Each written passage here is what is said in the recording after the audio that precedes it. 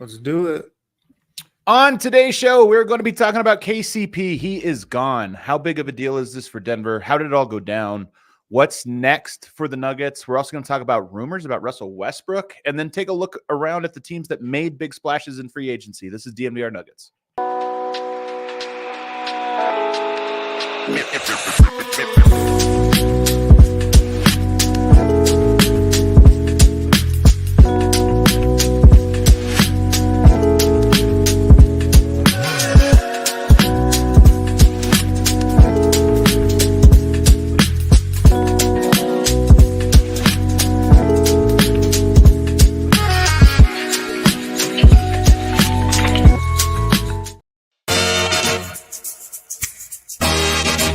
Oh, that old intro. There we go. What is up, everybody, and welcome into the DNVR Nuggets Podcast. Let's go. Let's go. That is 1,000% the energy right now as the Denver Nuggets lose Kentavious Caldwell-Pope. We're going to break that all down. We're live from the Toyota Lounge, driven by your Front Range Toyota stores. Toyota, the official vehicle of DNVR, not actually in the Toyota Lounge because it's emergency podcast season. And who better to talk emergency podcast with than Harrison Wind? Wind, thanks for joining me on this gloomy, dark and gloomy day. Yeah, man. Happy to be here. My three-week-old has been crying hysterically the last 30 minutes. Really? I don't know if it's because she's mad at me or she's mad about KCP leaving. Yeah, I don't know. The details really got to her. My entire Twitter feed has been people crying, and rightfully so. I'm just going to throw it out there. Rightfully so. This doesn't feel good. The news came out today. Harrison, we knew this was coming. I mean, I shouldn't say no.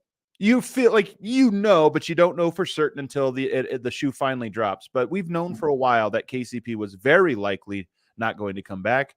It didn't take long for him to sign a 3-year, what was the terms? 3-year, $66 million deal with the Orlando Magic, a player option on the final year. So he took off. When you first saw the news, what was your first thought?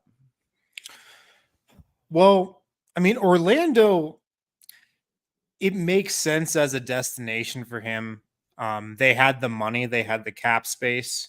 I always felt like Philly was the most likely landing spot, but with them getting Paul George, like they're clearly going to take Paul George at a max over getting KCP at this deal. So Orlando, the next best team with the ample cap space, and $22 million a year, that actually seems about right for KCP. I agree. I think 3 years, that's market value. 2 years guaranteed with a player option. That's actually about the type of contract that I thought he would get. And look, like you said, I wasn't surprised. I have definitely gotten the sense over the last couple of days that this is the way things were headed. It felt like to me that the Nuggets had just come to terms with the fact that KCP was leaving and had very quickly made plans on how to fill their roster after that decision was final. And look, it's a huge loss, a massive loss. There's no way around it. And I mean, if you're a Nuggets fan, you have every right to be upset because KCP has been a huge part of this team. He was a great Nugget, an absolute integral piece of the 2023 championship team. And 2,400 minutes last season, he's going to be tough to replace. There's no way around that. That's where you have to start with this, I think. Well, I actually want to start just with pure value here because I think before you do everything, there's always the, is the guy need it, and then what are the market economics of it? The first part of this is, first of all, Orlando Magic, perfect spot for him. I saw a great tweet today. I don't even remember who put it out, but said this new CBA, the new second apron, is designed to take players like KCP off of, teams that have 3 max contracts and put them on teams like the Orlando Magic. Who are the Orlando Magic? They're the Nuggets of, 3 or 4 years ago. They're a team on the upswing. They're becoming very good, but they're not quite ready, and they have money before all of their big contracts come due. So for me, it's like KCP has done this a little bit, gone and been the missing piece for a team, and now he is sort of a missing piece. They needed defense and shooting. Orlando did. So he goes to a place that needed him as desperately, if not more desperately than the Denver Nuggets, and had the money, cushion to kind of do this. So part of me thinks this is how it's designed. But the other part of it to me is Denver also needed him.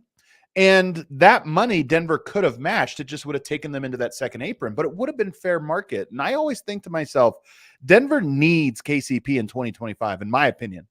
Yeah. They might not need him in 2026. I don't think they need him in 2027. And that was the hard calculation here. So that to me is how this whole thing goes down. Denver clearly didn't value him that same way.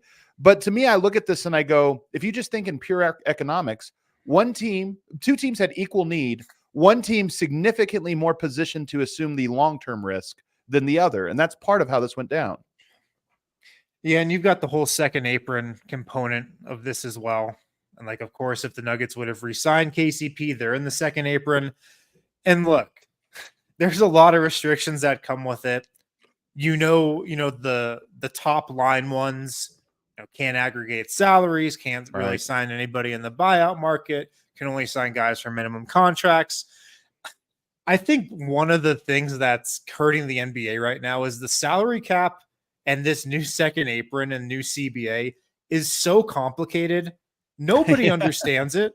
Yeah. No fans understand it. And most media don't understand it either. Right. I probably understand like 50% of it. And I feel like that's a lot. I feel like I know the ramifications of the second apron, but really the only people who have done the work on what it actually means if you go into the second apron, if you retain a guy like KCP next year and the year after, are the teams, are the Nuggets. And like, I would love to have that type of understanding about it, but I just don't. But man, do I hate the second apron.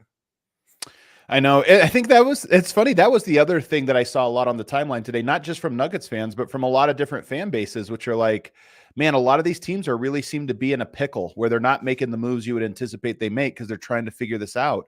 And I'll just ask you this, because do you agree with my framing of it? That Denver, unquestionably, if this was a 1 year, $22 million deal, it's like Denver have to pull the trigger on that. The question was more, can you put yourself in that position for the next 3 years? Second apron and everything included in that. And it's not even about the spending the money part. It's would this actually hurt us? Would this put us in a spot that makes us worse? Not, whatever. And I kind of think that's where they're at. But with all of that being said, should Denver have made the same deal? And I know that we'll talk about the report that they did make that same deal, but should Denver have said 3 for 6 years, $66 million over 3 years? No problem. Based on what I know about the second apron, yes. And I feel like that goes back to what you just said. And it's, do the Nuggets need KCP for next season? Yeah. Yes. Should that be the entire focus right now, winning a championship next season?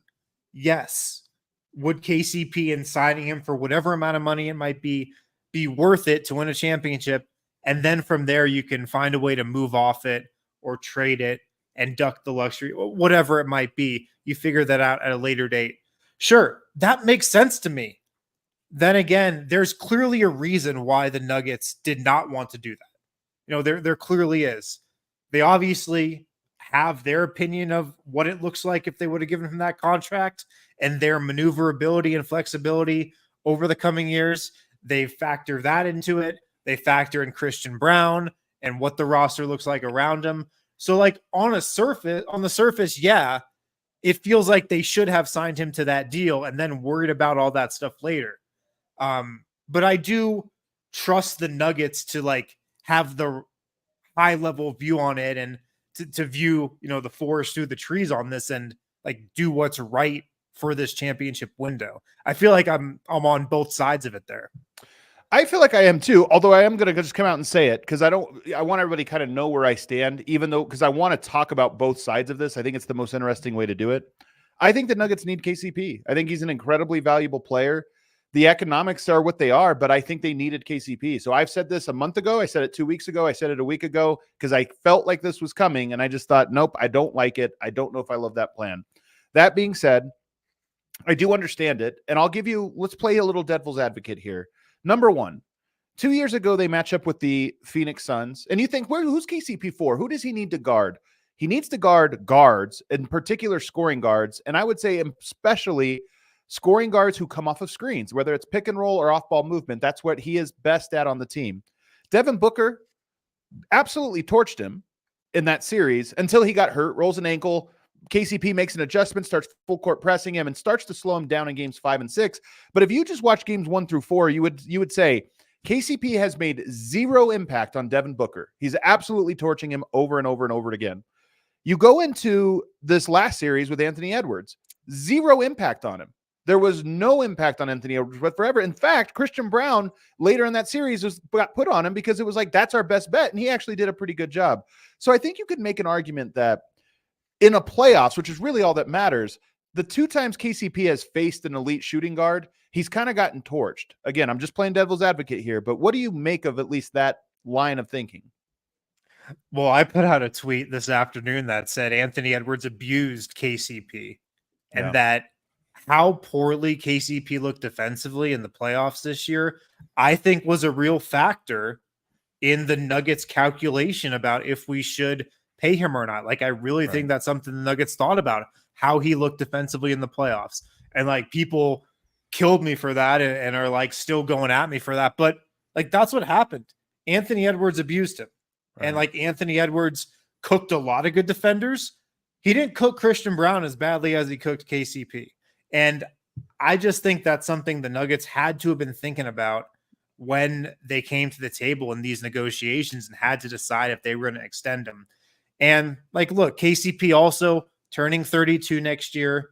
We've talked about this a lot this summer in leading up to this free agency. He's got a lot of miles. He plays, 75, 80 games every year, 30 minutes a game. He had a lot of injuries last year that snowballed and really compiled, and I feel like caught up to him in the playoffs. And I feel like the Nuggets probably looked at all of that, and that also probably nudged them to the direction that they went. But all of that being said, I'm going to jump back to the other side again and say, I'm with you. KCP is so valuable. He's just a better player than Christian Brown. I feel like the Nuggets are just going to lose so much offensively with that swap. They're going to have to be more imaginative and more creative with lineups and stuff. It just leaves a massive, massive hole. And again, I can see, why they made the decision still. Nikola Nikolic makes a point here, well, albeit a very rude one. He says, Adam, if they faced OKC or the Mavs, you would need him to guard Kyrie, SGA. I don't actually know about SGA. He does not make a big impact on SGA. He's too tall. He's too tall for him. But certainly Kyrie, Steph Curry, like there's a ton of players that the point still stands of your smaller off-ball guys, your guys that get around a lot of screens. KCP is one of the best in the entire NBA at this. So there's no question that there's a certain type. Devin Booker, though, to me is interesting. He's kind of tall as well. He elevates well in his shot.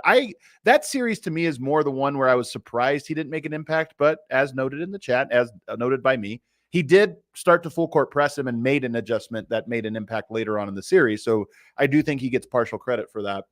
I think Denver's going to miss him on offense, though, more than defense. And I think they'll miss his defense. Don't get me wrong. But I actually think I have more faith in Christian Brown than most people. I'm higher on him, I think, than most people because I think his defense is kind of insane. And I think he's a really smart, low-mistake player, even on offense. But offensively, he doesn't come close. Like, KCP can shoot a lot better. He's more trusted shooter. Like, the defenses are afraid of him more. And, I think that's the part where you look at Denver's roster, you go, they already weren't great at shooting, and KCP was top 3 in shooting, and now he's gone. So I actually think that's where they'll miss him most. Oh, absolutely. I mean, defensively, they play the same position, they defend the same types of guys, but they're a little bit different as defenders. Like KCP, obviously way more wiry. He's so good at getting around screens, like staying pressed up against guys off ball and stuff, really smothering guys that way. And then Christian Brown, like you saw in the Timberwolves series, more physical. He can guard bigger guys. He can hold his own more in that type of way. I think he's more versatile in terms of different offensive matchups. But yes, I'm with you. 3-point shooting and offense is where I think the Nuggets are going to feel this the most. I mean, the Nuggets last year already didn't take a lot of threes. They shot 31 threes per game. That was last in the NBA. The Nuggets shot the least amount of threes per game last year. And now you're taking away one of your top couple shooters in KCP. Now, KCP did not shoot a ton of threes last year. Like, I always felt like he could shoot more threes than he shot here, which is something else. But bottom line is you're removing one of your best shooters, just one of the more knockdown guys in the league. And it's just going to change the entire dynamics of your gravity on the court. Like the Nuggets, when they're at their best, late games in the clutch, it's the Jokic Murray 2-man game with Michael Porter in one corner, KCP in the other corner. If you sub KCP for Christian Brown there, that changes everything. J27 in the chat says, ain't no way KCP was top 3 in shooting last season. Am I missing somebody? Is Michael Porter, Jamal Murray, and then him? Wouldn't you say? Is there another guy I'm missing off the Nuggets roster as a shooter? DeAndre Jordan, 1 of 1. I think. Okay, maybe that's what it was. 100%. I think he was top 3 of their Nuggets shooters. So I'm trying to figure out if I forgot somebody there. I think it's a tough. I don't like it, man. And I think more importantly, it feels like Denver could have entered the second apron this year and gotten off KCP in the offseason. Yes, it would have been difficult because you talk about being in that second apron. How do you make moves? You have to get really, you have to be really smart and shrewd. And there was a risk that you couldn't. But I just think that risk is lower than the risk of, well, if you don't have them, now your depth changes. And I think that's where Denver is. So I don't like the move. I understand Nuggets Nation's frustration with the move, with the loss, I should say. I don't think it is as dire as most, but I don't think there's a world where you can look at this and say it was a positive. Like, oh, they're actually better now. I think if they're the same, they can replace him. They're slightly worse, which is where I'm at. Or you think that the sky is falling and they're horrible and this is the beginning of the end. I'm not there. I'm just not. I don't feel that way. But we'll talk about why people do feel that way, what the replacements are, and what some of the options are in segment 2. Toyota, the official vehicle of DNVR. Trucks have always been a part of Toyota's DNA for generations. Toyota has built durable legends destined for greatness, perfect for Colorado. Whether you are conquering off-road trails or if you're just driving around the city, Toyota is the perfect car, truck, SUV for you. Check out their today, Harrison. There's not just a Highlander. Now they have the Grand Highlander. Third row. You Big Papa, you're going to have to get the Grand Highlander. I know. Probably a couple years until I got to get a third row. Yeah, that's going to be a rough day. Coming up. It's coming up. I mean, maybe I'll just get the iconic 2024 Land Cruiser. Maybe. Total dad move. Probably have to make a little more money for that one, though. I'll probably just want to wind up with the Highlander. Yeah. Toyota offers 17 models with available all-wheel drive or four-wheel drive like the Epic 4Runner. They also offer 17 models with available all-wheel drive and 16 different hybrid vehicles to choose from. Visit your Front Range Toyota stores at a location near you. AutoNation Toyota in Arapahoe, in Centennial, Corwin Toyota in Boulder, Group Toyota in Littleton, Mountain States Toyota in Denver, Stevenson Toyota East in Aurora, Stevenson Toyota West in Lakewood. Toyota is a proud partner of the Denver Nuggets. It's the official vehicle of DNVR. Also at Bet365, we don't do ordinary. Bet365 believes every sport should be epic. Right now, new customers can choose between 2 offers when you open an account at Bet365. Use the code DNVR365 to sign up. You can do the bet and get offer. Place a bet of $5 or more, get $150 in bonus bets. Or the first bet safety net offer. Place a bet up to $1,000. If your qualifying bet loses, get a match refund and bonus bets. Bet365, that's what we bet with here at DNVR. Tons of stuff to bet on during the summer. Tons of sports, baseball, sports around the world as well. We got the Olympics coming up too. Must be 21 plus, physically located in Colorado. Please gamble responsibly. If you or somebody you know has a gambling problem and wants help, call or text 1-800-GAMBLER. All right, we are back. Segment 2, DNVR Nuggets Podcast. We're talking about KCP. My mentions are also on fire. I rarely have my mentions this on fire. You know, the chat can be on fire, but I'll tell you this. I don't mind it today. Let it out. If you want to be mad at me for this, you can be mad at me. I'll take the fault on this one, even though I had nothing to do with it. I understand the frustration. KCP was an extremely lovable Nugget. And in my opinion, one of my all-time favorites. And I've been a Nuggets fan my whole life. My Nuggets love goes back, several different iterations of the Nuggets. It goes back decades. And yet KCP is one of my absolute favorites. So I think that I don't want to do the thing. Like when I'm playing devil's advocate and talking about trying to be rational and say, okay, well, let's look at it from this angle. Let's look at it this angle. I don't want you to think I'm cold on this. I love KCP. I will remember him extremely fondly. I famously on this show said, I hope that he retires a Nugget and that he is known as a Nugget. That's not going to happen now. But for me, aside of the fit and all this stuff, I just like KCP. He was a phenomenal piece of the story of the Denver Nuggets.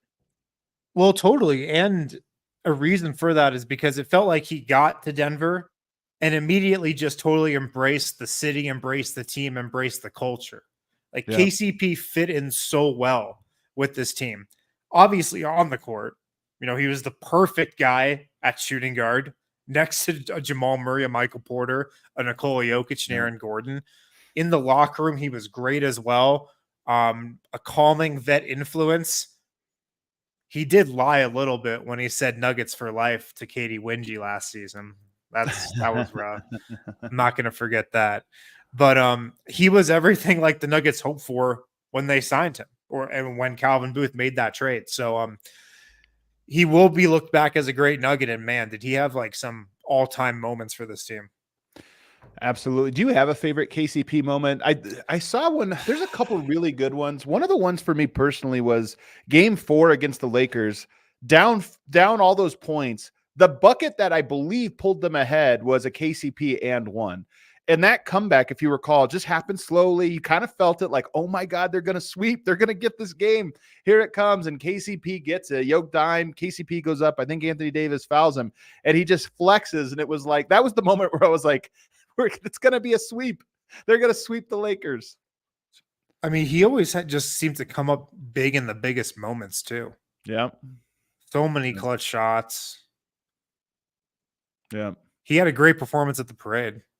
That's right. Didn't he like stone cold Steve Austin a couple beers or something? He's so likable, man. He's honestly just such an extremely likable player.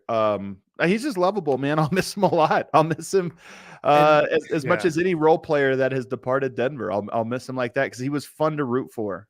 In addition to being great, and it's also why him leave. That's also why him leaving hurts so much, and like why I am upset about this, and why like Nuggets fans should be upset about this. He really did no wrong.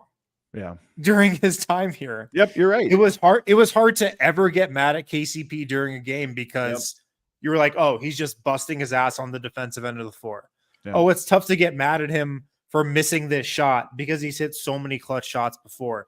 He played his role perfectly, unselfish, never complained about anything. Yep. Shots, how much playing time he got, just the consummate professional. And that's why I joked, I think it was whenever we were talking about KCP's free agency, maybe right after the season ended, or if it was even during the season, I was like, if I'm a San Antonio, if I'm a Detroit, if I'm a bad team, I might like sign this dude to a max because he is exactly the type of veteran that I would want around a young core. Yeah, I 100%. That's why I think it makes so much sense for Orlando. And that's why I was trying to frame this in terms of economics, where you just say, who is he? As much as he's so important for Denver, he probably is more important for Orlando. And that's what it came down to. That's why they could assume that risk. So I 100% agree. Bruce Brown and KCP, two just iconic Denver sports athletes in my book. In only 2 years, 1 year for Bruce, 2 years for KCP, and they pulled that off. If we go now, first of all, I want to ask you about Tony Jones, and I don't know if I have it in front of me here, but I know, there it is. He replies to CT Fazio and says, CT Fazio asked this on Twitter, of course, unless KCP told Denver he didn't want to return, Nuggets not matching for $22 million a year is disheartening. Tony Jones replies, they did. Are you buying this? This is the Jeremy Grant play. Jeremy Grant leaves. Denver offered him. Hey, we offered him the same amount of money. He didn't want to be here. Are you buying this? No, I'm not buying. By the way, this is clear. I'm not saying do you buy Tony Jones. I'm buying the idea of they offered him the same deal and he just said no thanks. I'd rather go to Orlando. I'm not buying it. I'm not. And I just feel like the reason I say that goes back to what I was saying earlier. I just feel like the Nuggets kind of accepted the fact that he was gone and had come to that conclusion and were okay with it when it happened. Yeah. I mean, I don't know for sure, but my first instinct is no, they weren't paying him $23 million a year. Right. That's 100% as well. And that's why I think we set the table the way we did is I think there was just so much of like, okay, you can see how this is going to play out. The hope was, okay, is there, surprise signings and now there's no market for him. And, there wasn't a team for him to go to and Denver gets lucky and the price gets lowered. short of that, that was the only way the door, in my opinion, was going to be open. And so when I hear, oh, the Nuggets offered him that and he left, that indicates that he was upset, didn't like, there's something wrong here. And then I know some people said, well, Calvin Booth so publicly talked about him leaving, and that's the reason. I just, in my personal opinion, and maybe we'll learn some more. After the dust settles, you pry a little bit, you try to get some more intel. Maybe we'll learn, but I just don't believe that to be true. I think Denver had a price for him. The price exceeded that, and it was pretty simple for KCP to make his decision. Yeah, that's where I fall on it too. The thing I have been coming back to, and I'm sure a lot of people are thinking this as well, is the press conference from the end of the season where, Josh Kroenke sat up there and said, like, we have Nikola Jokic. Our job is to go all in every season, and try to win a championship every single season. I know that wasn't like the exact quote, but he said something to that tune. And, Calvin Booth has said this as well. Like, I'm a steward of Nikola Jokic's prime. Like, we have to put this team in position to win every season. Like, that's my duty. And, to hear that a few weeks ago and then, to lose KCP potentially because, you're not going to overpay for him. Right. I could see why people would be a little turned off by that. I absolutely can. Yeah. Let's get into the replacement players, though. So to me, here's the part. There's two parts of this when you game theory it out. There's who replaces KCP, and then there's who becomes the backup. So for me, the replacement is very obvious. I think it's obvious to everybody but Michael Malone, and my hope is that Michael Malone is ready to join at least what I believe to be the case, which is I think Christian Braun slots in there extremely nicely. As Calvin Booth himself has stated, if you look at the net rating when Jokic and Christian Braun are together, it's phenomenal. When you look at the defense, I know a lot of people are rightfully wondering, KCP was so good around screens. Is Jokic in the pick and roll not going to look as good now because that's where KCP was so good? He helped Jokic in that pick and roll, recovered quickly, all those things. Statistically, they were even better defensively with Christian Braun on the floor. Not perfect data because, you're playing more against bench lineups or what have you, but they were really good. I think that's not the part of this I worry about. I actually think Denver can have a net rating. They'll have to find a new identity, but I think they can be just as good, more or less, with Christian Braun in that lineup. The part I worry about is what's behind him, because Christian Braun was the backup. Now who's the backup defensive guard? I don't know who that is, actually, Harrison. Russell Westbrook. Sorry, that's segment three. Sorry. That's segment three. Hold on. But also, spoiler alert, it's not him. He's not the defensive stopper. Well, I don't know if there is one. If you just think about what the rest of the rotation roster looks like, they're not adding another guard other, than Russell Westbrook, which we think is going to be the next move here. They have one other open roster spot. I believe that's going to a big man, a backup center. I feel like there's going to be a huge responsibility potentially placed on Julian Strawther next year. Like, he is a massive X factor heading into next season. I agree. I'm a big Strawther guy. I'm a believer. I'm a believer in his 3-point shot, even though he shot it pretty terribly for a guy who you label a shooter last season. But, from everything I've heard, he's looked great in open gyms and practices since, coming back from that injury and over the summer as well in regards to his shot. I'm a believer in just like his off the dribble game. I think he's got something there and he can get to, that floater when he wants to. I think his skill set fits how the Nuggets want to play with Nikola Jokic. I really like Julian Strawther. I feel like best case scenario, he's playing a similar role that Peyton Watson did this season, in that spot in the lineup, in the rotation, playing like 15 minutes a game, sometimes more on nights when he's playing well. But if you're talking about like guys in the backcourt only right now, I feel like he is next up. So for me, I look at it last year as you had 4 backcourt players. You had Murray and Reggie Jackson, and you had Christian Braun and KCP. That's 2 very good defensive players and, 2 offensive players. I think if you look at it right now, and throw the Russell Westbrook part aside, if it's him, you got him, Murray, Christian Braun, and Strawther. That's 1 defensive player. The other three are offensive players, including Strother. So I look at that and I go, you don't have a ton of defensive depth in your backcourt, and you don't have a ton of defensive versatility. Like, what is your two?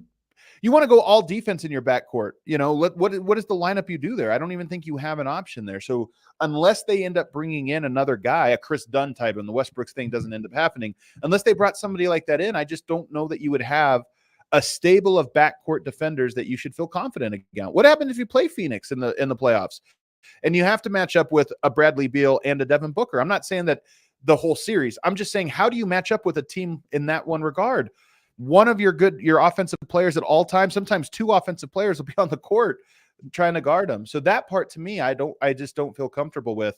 And I am not the biggest Strother believer, to be honest with you, of all the young guys. And I hope I'm wrong. He's got great size and he does have a lot of positives, but I like to see a guy shoot the way I expect them to shoot before I believe that they're going to be able to shoot that way. And that's why I'm a skeptic. If he starts making them, I was lower on Peyton Watson until I started seeing him defend.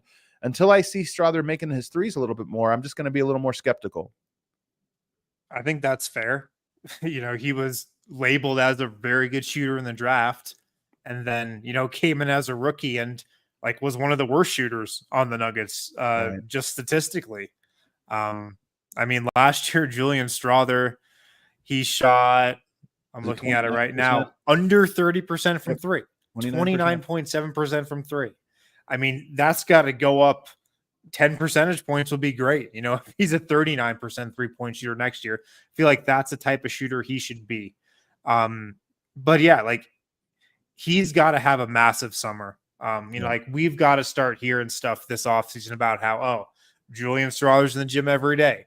Julian Strother's put on 15 pounds of muscle. He's got to get stronger. I don't even know if he needs muscle, to be honest with you. That's not even. I kind of want to see the before and after picture of him in the weight room.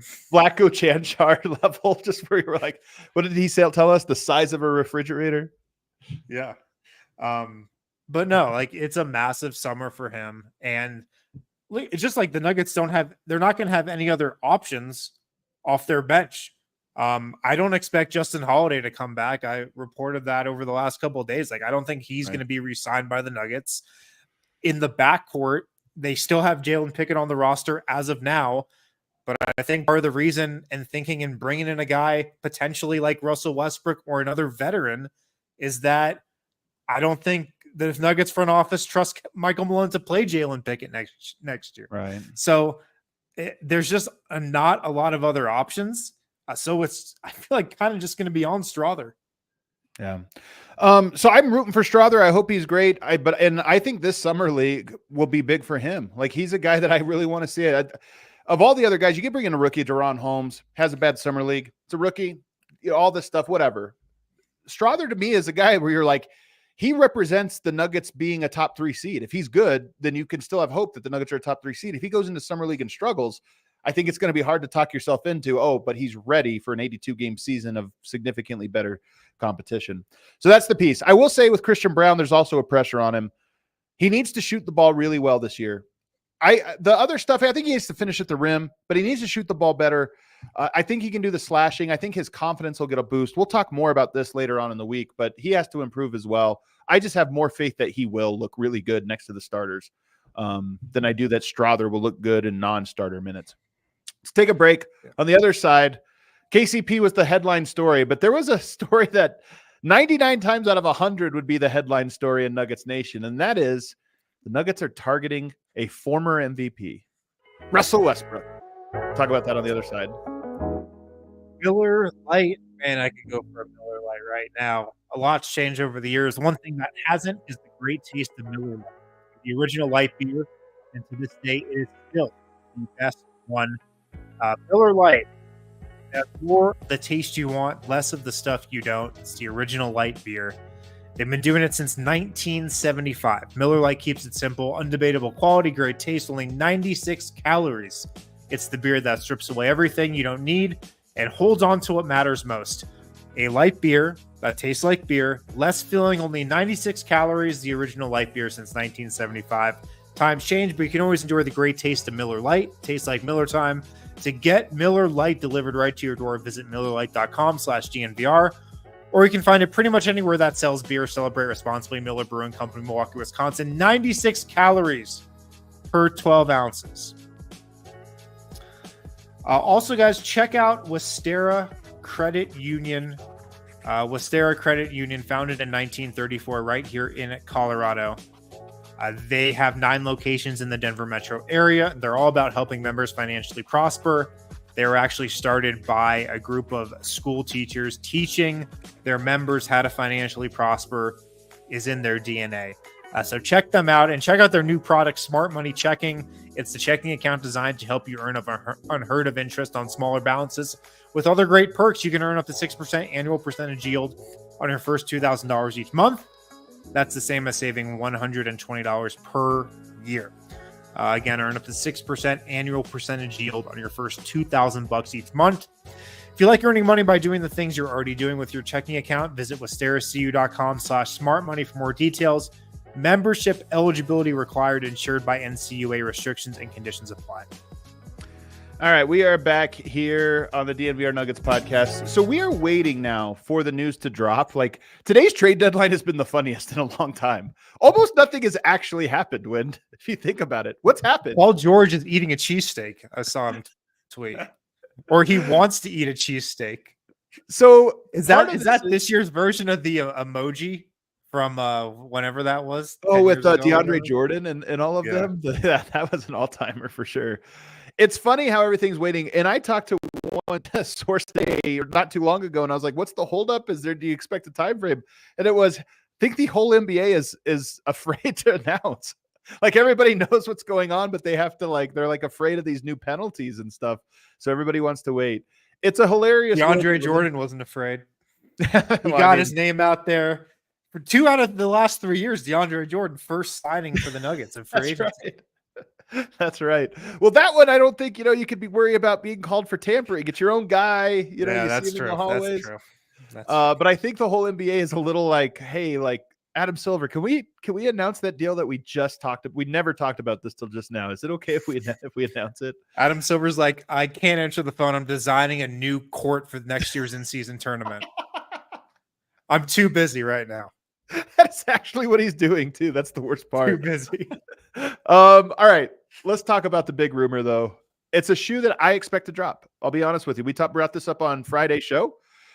There's a reason we bring all these things up. There's a reason we always will kind of hint at things that are possible. Russell Westbrook, there was some movement, that maybe he was a guy that had interest in Denver. Maybe Denver had interest in him. He opts into his deal, but then it is reported later that he opts in because the Clippers will trade him now to the Denver Nuggets. First of all, do you have any inclination of what a trade would look like that would land Denver Westbrook? I don't, because my understanding, this goes back over the last few days, was that they would have just signed him. That would have been the plan. But then Westbrook reportedly opted into his contract. So now you might have to trade for him. I don't know. The Nuggets don't have any more second round picks to trade.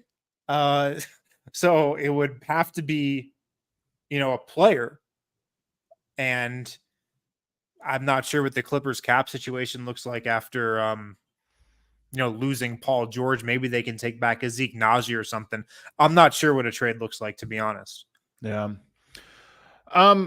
So I don't either. I think you could, for money wise, you could probably do like a Pickett and a Hunter, or, I think there's something you could do there. I've seen some deals that include Zeke Naji and then bringing back, some of their leftover players just to make the money work. And then maybe you waive a guy. So I think there's a couple different options out there. I think the best for Denver is probably Zeke Naji. I'll say this though. And I know I think there's a chance Zeke Naji still works out in another place. I don't think there's any chance it works out in Denver, but I think there's a chance he lands in a place. I don't know if the Clippers is the best spot for him, but we'll see. Russell Westbrook in Denver. What a weird fit, Harrison. Give me your top thoughts on this.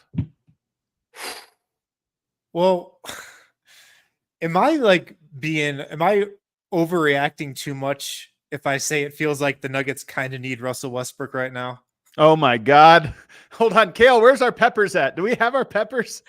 Where is that an overreaction to what's happened today? They need him. Okay. There 4 peppers. It's only 4.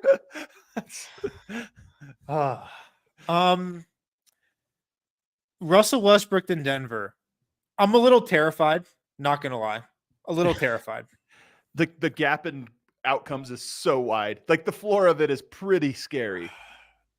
If you think about what the Nuggets need right now in terms of where their holes are in their rotation and just position wise, they need another ball handler. That's probably their biggest need right now. They need another point guard. They need a backup point guard, and they need somebody that's going to be better than Reggie Jackson was last year. I think Russell Westbrook is both of those things. He's a point guard. He can handle the ball. He can get to the rim. He can make stuff happen there. And I also think Russell Westbrook, for all his faults and drawbacks, is definitely a better player and will be a more impactful player than Reggie Jackson was last year. So those are the positives for sure. And look, I feel like the Russell Westbrook experiment has been a disaster for every team that's tried over the last couple of years. Okay. But here's kind of the optimistic take, I think. If it's going to work in one place, I think it could work in Denver with Nikola Jokic. Because, Adam, I've been told that Nikola Jokic actually has been pushing behind the scenes to get Westbrook to Denver. I've been told that Nikola Jokic wants Westbrook in Denver. He wants to play with him. It's not the first time he's wanted to play with him. Wait a second. That's the sound of an entire fan base trying to figure out if they want to change direction on the take here. Hold up a second. You're telling me this might be a Jokic move? It's not just that Westbrook wants to come to Denver. It's that Nikola Jokic, I'm told, wants him here. Yeah. And that gives me a little more belief. Yeah. First of all, players love Russell Westbrook. Like, Westbrook is one of those athletes, and they're in all sports, where the media and analyst perception of the player is so different than the player's perception. Like, even opposing players, they like him. But I think what you're hinting at here is a friendship, like a not just a respect, a mutual respect, but that there's something. How much more do you want to go into this, Win? Because I know I don't want to like scoop your story here, but I have some more details if you want to talk about them.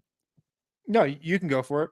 Well, Westbrook, if people recall, is possibly, I think, the first superstar to ever embrace Nikola Jokic. Jokic has been an outcast. Honestly, as recently as 2 years ago, we all remember LeBron James not picking him. Like, for whatever reason, Jokic has not been the most popular amongst his peers. It's taken a little bit to win over. Westbrook is a guy that his first ever All-Star game, they developed a friendship, and not just a friendship, a mutual respect. And I think Westbrook was one of the first guys to say, like, no, that dude's good.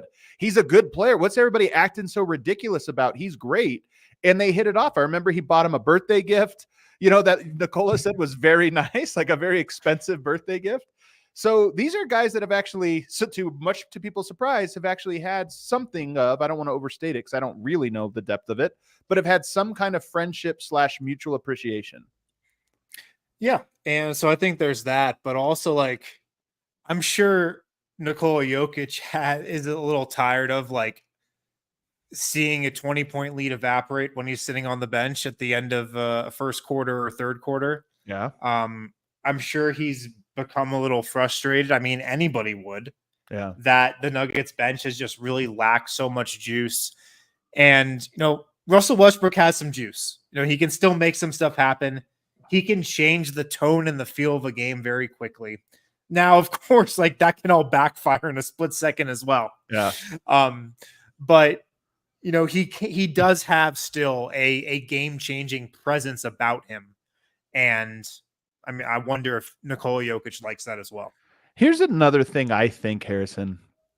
And I've been very critical about Jamal Murray and how he hasn't always seemed to have a fire lit under him in December and in January and, at different times. Westbrook does. That is a guy that I wonder, a veteran player, first of all, that all players seem to have a healthy respect. Like, he speaks, I think the whole team listens. He's been around, he's won an MVP, he's been a force. But he's also a hyper competitor. That guy goes really hard in October and November and December, and every month he goes hard. And I just wonder if this wouldn't be, I think it could be explosive. I think it's volatile. But I wonder what this does for Jamal. I wonder if Jamal gets into camp on day one and Russell Westbrook is attacking him every single time. And he's talking because he's a talker and he's just talking and he's getting this.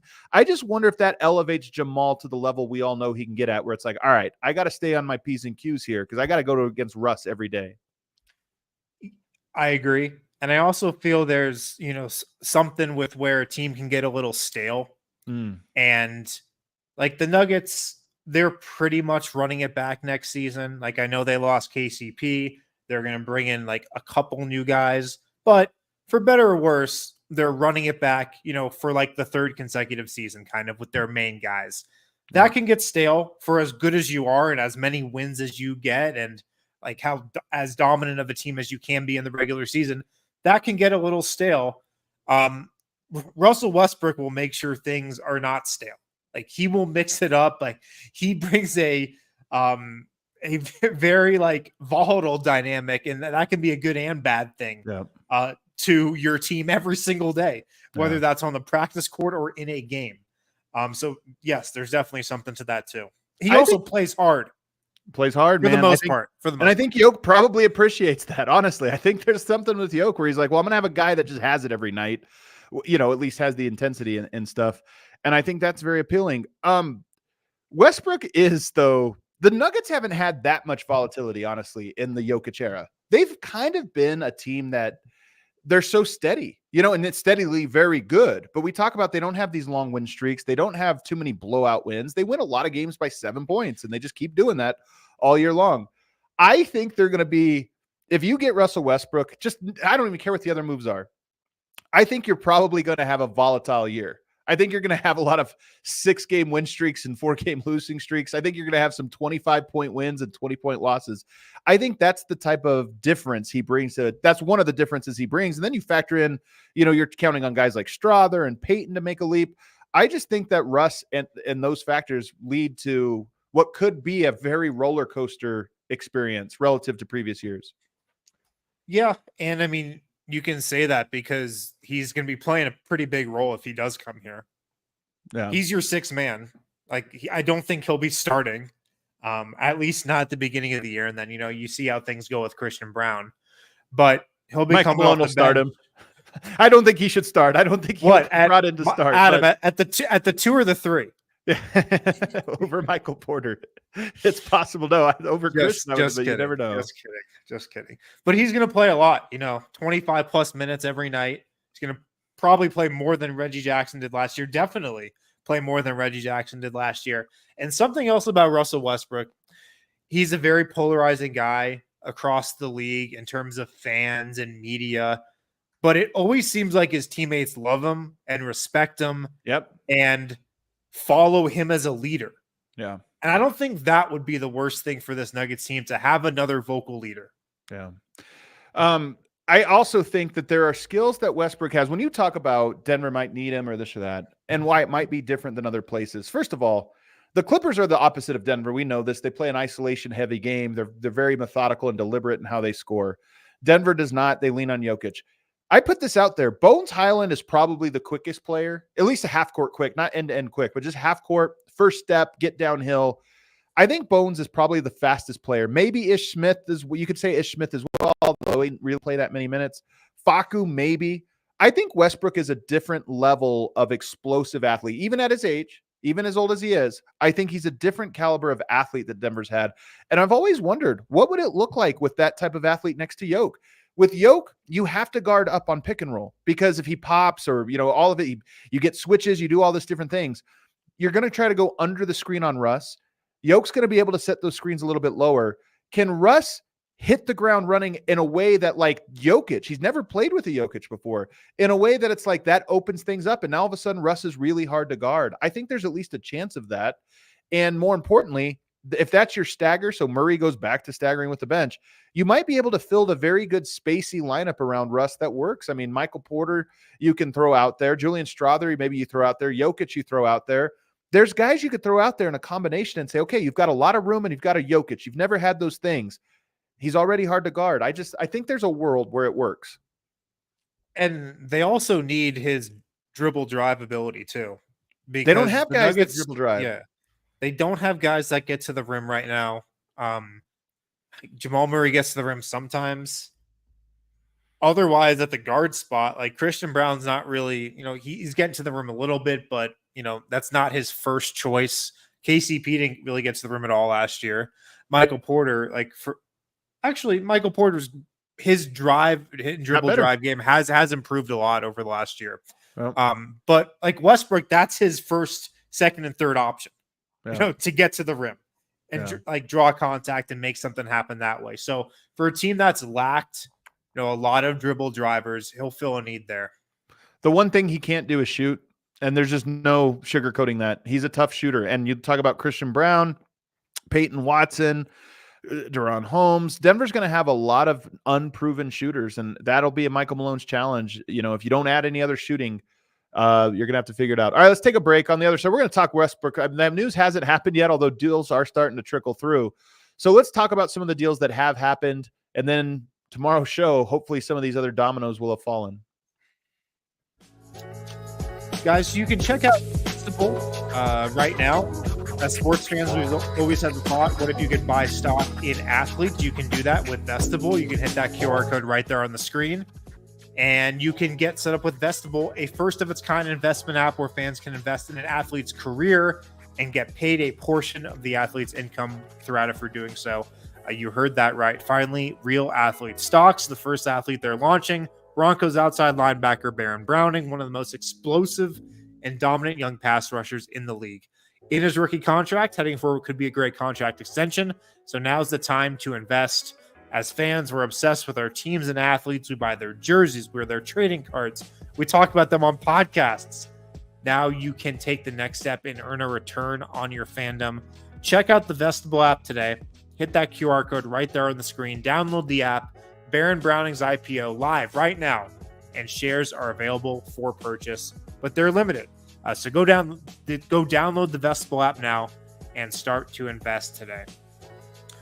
Also, check out Shady Rays. It's been like 90 degrees in Denver all week long. You need your Shady Rays because summer's here. So get ready for the summer with Shady Rays. Our friends at Shady Rays, they have you covered with premium polarized shades that won't break the bank. Shady Rays, they're an independent sunglass company offering a world-class product rated 5 stars by over 300,000 people. Their shades have durable frames, crystal clear optics, making them the perfect choice for all outdoor adventures. If you just go to shadyrays.com, browse their selection. They have a ton of options for everybody. Colors, shapes, sizes, styles, whatever you want, Shady Rays has it. So for our listeners, DNVR listeners, you guys can get 35% off polarized sunglasses with the code DNVR. ShadyRays.com. Use the code DNVR. 35% off polarized sunglasses. Try for yourself the shades rated 5 stars by 300,000 people. All right, we are back. Final segment here. So some teams have made some moves, including very recently, Derrick Jones Jr. is headed to the Clippers. Harrison, this one surprises me a little bit. He was very good for Dallas over the last 2 years. He's been a very good player for them. Rehabbed some of his value. Remember, he was on that really low, I think it was a minimum or near minimum deal. Now he goes over on a decent contract to the Clippers. What do you make of that one? Well, the Clippers are the Mavs are pretty much swapping him out for Najee Marshall. Yeah. So it changes their dynamic a little bit there. I kind of like Derrick Jones Jr. a little bit more for them than Najee Marshall. But I mean, the Clippers are obviously one of the big losers of this free agency. They're losing Paul George for nothing. And I mean, Derrick Jones is a good player, but still, like, they're definitely a Western Conference team that you feel like is going to take a massive drop next year. By the way, real quick note on this, on the Clippers, man. One of the things that's weird about this, Paul George wanted that 4-year deal. The Clippers just gave Kawhi a 3-year deal. And for a lot of players, you can't do that. There's egos involved. Like, you can't give another player, a lesser player, a larger contract. And so just to kind of texture how hard this is, it's not even just guys on paper and does it fit the rules and all this. There's also like, is it going to piss off our guy for petty reasons? And I think in the Clippers' case, that's part of why Paul George is now gone. It's crazy. Yeah, and the Clippers, they're another team very conscious of this second apron. I think in their press release, they mentioned like new salary cap environment like 4 different times.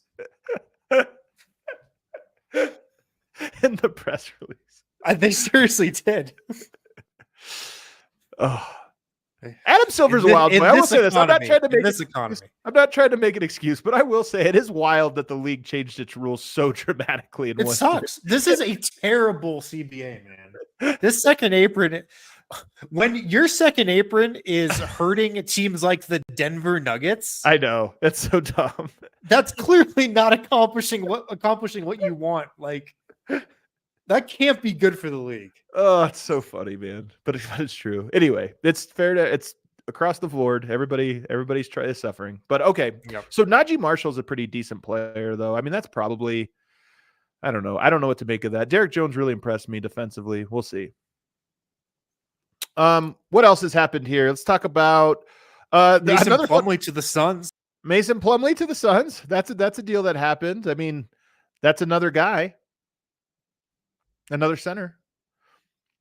What just happened? Did we lose Harrison? Yeah, Wynn's gone. I have no idea where we went. We went to a graphic and all of a sudden we were gone. Yep. All right. That one happened. Not that Mason Plumlee is a great getter or anything, but anytime teams that didn't have bigs add another big, it's just noteworthy. Mason Plumlee is a good player. I don't know how big of an impact he makes. The guy do you have a note on the Suns? I was just going to say it's a good pickup for the Suns, no doubt. I mean, he's an upgrade over Drew Eubanks. I predict the Nuggets get a center that's better than Mason Plumlee, though. Significantly better in the coming day or so. What's a wind chime that's not happened yet? That's a forecasted wind chime? I think there's a wind chime in the a forecasted one, yeah. A forecasted wind chime. Yeah. The other deal I find super fascinating: Chris Paul to San Antonio. Wow, this is so weird to me. Chris Paul on the Spurs. I mean, all the talk around him has been like Lakers, maybe, contender, or just a good team to ring chase. Yeah. Now maybe he's like, maybe I'll just try to extend my career as far as possible playing next to Wemby. You know, first of all, Wemby with a great pick and roll maestro is scary. Like Wemby's already really good, and Chris Paul is about as good as you could have hoped for. It's a 1-year deal, but I agree, man. That could look pretty good. So the Spurs again, I want to see what they do when the other dominoes fall. Is that it? Are they just getting him and that's a good veteran to help Wemby learn the nuances of pick and roll and that kind of stuff? Or is it a sign of, hey, they got Chris Paul, they got Wemby. That's 2 championship caliber pieces. So now you're starting to fill it out. We'll have to wait and see. Paul George appears to be heading to Philly. This is what everybody's waiting on, it seems. But that one to me is the big one. Is he waiting to announce it on his podcast? Oh God! Can you imagine if free agency is ruined because it's actually a real world that we might be living in? That Paul George is like, I'm dead serious. I'm scheduled for Tuesday, so everybody, the whole NBA, you got to wait, man. I have a show. It's coming out Tuesday. You're probably right, man. You're probably right.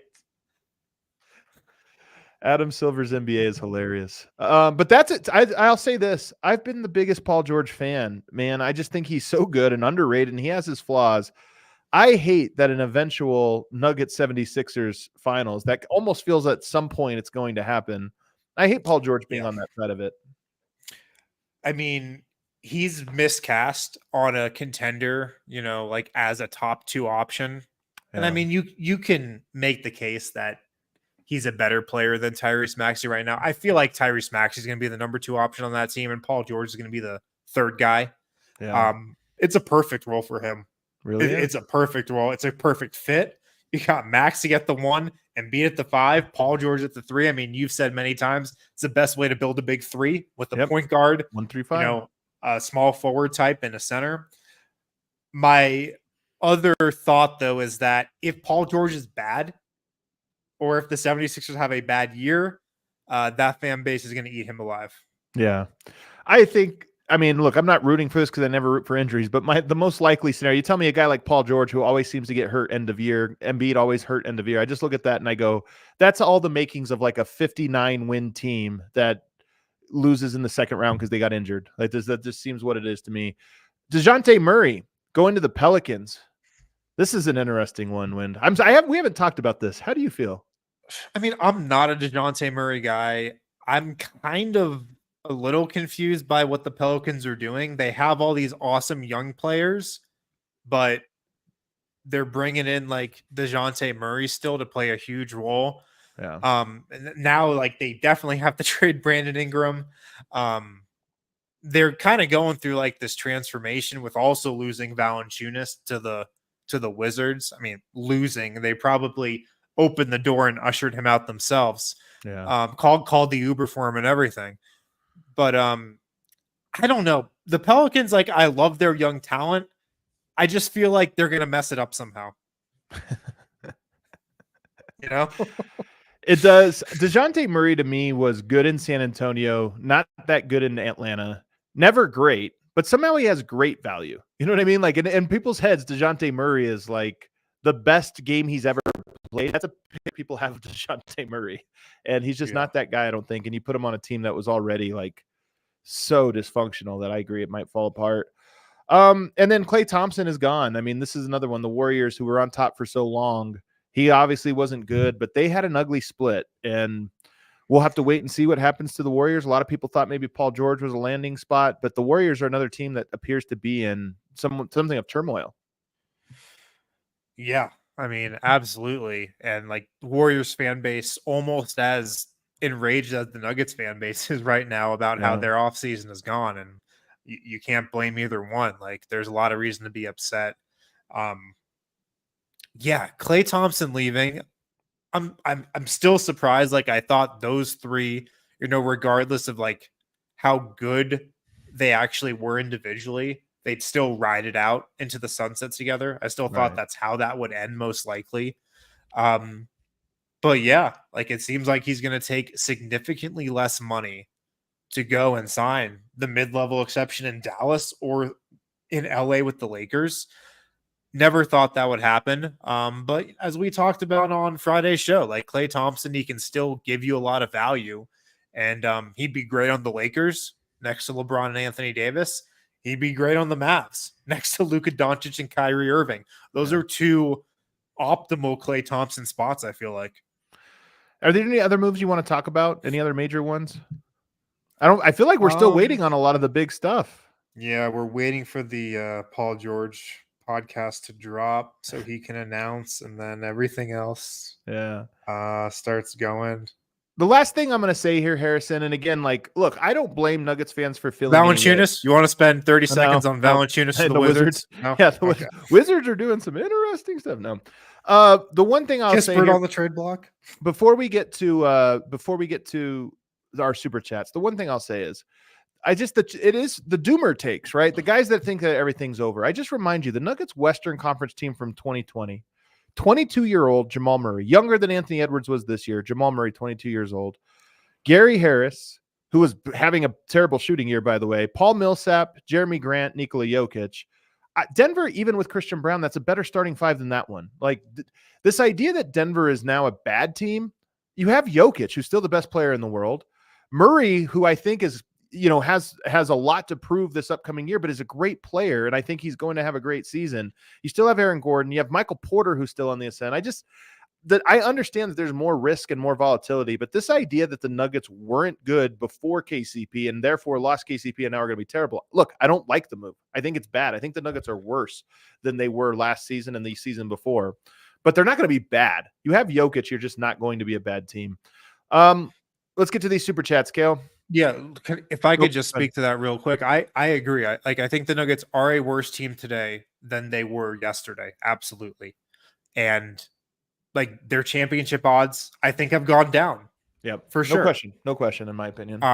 How I see this season going, though, is I think there will be an adjustment period at the beginning of the season, moving Christian Brown into the starting lineup, working out some of the kinks there, reshaping the offense a little bit. And I also think, like, we didn't even talk about this, but if the starting lineup gets a little worse, which I think it will, if you're Michael Malone, you have got to mix up your rotations and start staggering more starters with bench lineups. Like, you just cannot rely on your starting lineup to save you every night like it has over the last couple of years. There's got to be some change there. Yeah. But I see this season like being a little bit rocky at the beginning. And then I can definitely see a path to the Nuggets being just as good of a team, if not like slightly better by the time the playoffs start. Like that is on the table still. Yeah. It's going to take, some internal improvement. It's going to take some development from everybody to get there. But the Nuggets are still bona fide contenders. Yeah, I agree. And I love the piece you're reporting about Yoke, liking the deal. That's the funniest part about knowing kind of behind the scenes is I think there's this sense of like, Yoke likes Westbrook and thinks he could contribute to the team. Whether he's right or wrong, it's at least a funny detail. All right, let's get to the super chat scale. Mile High Sing, he says, can Denver sign Clay even if they trade for Westbrook? Throw that one away. Crumple it up and throw it away. I don't think that's happening. They cannot, unfortunately. David talks buffs. He says, if Calvin moves on from AG because of Holmes, angry face. I would be very angry if that happened as well. But because of Holmes. I will say this. You know what, though? On that point, I will say this. Calvin, to me, the move with KCP and the way he's handled it and what he said indicates to me that will happen eventually. And I don't know if it's Holmes, but that Calvin probably views Aaron Gordon as a guy that will come through Denver, spend some time here, but eventually will leave. Murray, Jokic, that's your team. Everybody else is like, they serve a purpose, but can be replaced. And whether he's right or wrong, we'll find out. Yeah, no, I think in 2 years, we could have the same conversation that we're having right now about KCP, about Aaron Gordon. 100%. Cedric Exquisite says, KCP forever a Nuggets legend, helped us beat LA, win the 2023 chip. My favorite player. I'll miss him and love him still wherever he goes. One love, DNVR. I agree, man. That's the toughest part about this. There's an emotional connection there that just sucks to lose. Yeah, he was a great Nugget. Cedric Exquisite. PG left the Clippers. Any thoughts if he was with Denver? He left the Clippers, but he's going to Philly, guys. That's not happening. We talked about that on Friday. Like we both thought Paul George, in theory for Michael Porter Jr., like that swap makes the Nuggets a better team, full stop. Yeah. Doc Samadi says, so no bench, unproven picks, no KCP. Not good. All true. I mean, the no bench part, who knows? Denver has actually not had a bench ever. But I agree. A lot of unproven. I mean, to really buy the Nuggets takes a level of, I think, a leap of faith that I don't think you owe. Like if you don't believe in it, it's fair. David, is it telling that the rumor about MPJ and PG came out? Would they actually move him, or do we think that was just smoke? I think just like the Clay rumor, I think it's a conversation the Nuggets had. I feel like anytime those ideas are out there, you have to have that conversation. I don't think it was that long of a conversation. Yeah, so I think it was mostly smoke, but I bet they talked about it. Yeah, no question about it. I think, and also Cal, clearly an aggressive GM. Like I think he probably makes more calls, just test things out. The Clay one I know was a very, very brief and short conversation. It was like, should we do this? I don't think we can. I think that was it. Doc Samadi says, we know what this is. Booth is holding Malone hostage to play the picks. If it doesn't work, they go crazy in free agency in 2025. The last part, I don't know, but the first part, I think definitely true. Look, this is the thing. This is definitely, I think this is part of it. Whether you agree or disagree, I think there was that disconnect that has led to, okay, well, we can't be trusted with a Holiday and a Reggie Jackson. I think that's part of it. But the thing, Adam, is Russell Westbrook, that's a move, I think, partly for Michael Malone. If Calvin Booth was coaching the team, maybe he's playing Jalen Pickett at backup point guard last year. I don't think he can trust Michael Malone to play Jalen Pickett a ton, even if he's the only other point guard on the roster. So I feel like bringing in Westbrook or another vet point guard, that's kind of giving Malone another one of his guys in a way. Yeah. I think it's true.